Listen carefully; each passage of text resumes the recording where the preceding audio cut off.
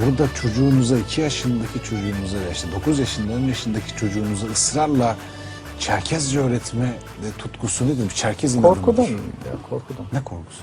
Yani var olan dil ve kültür de aslında canlı bir yapı ve ölmekten korkuyor.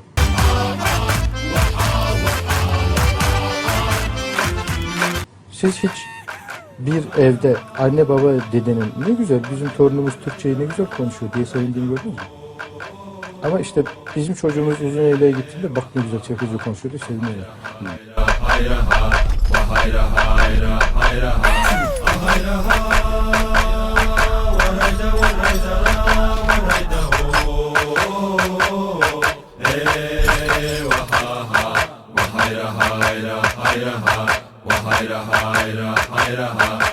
يتحن دبوغات يزنات أرقات تميت سجد تمرة نتفو شزيكو يعجب نتحن يا سجد عندما تمرة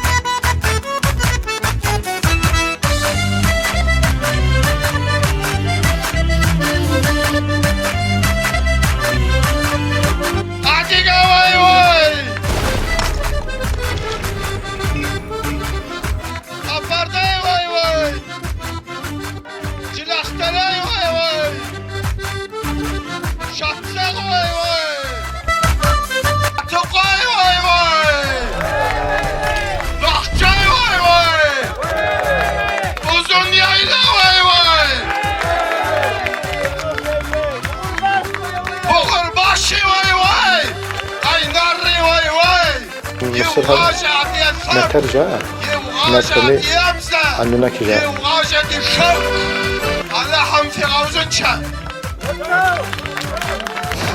هاوي غبسو بالقار سايشوك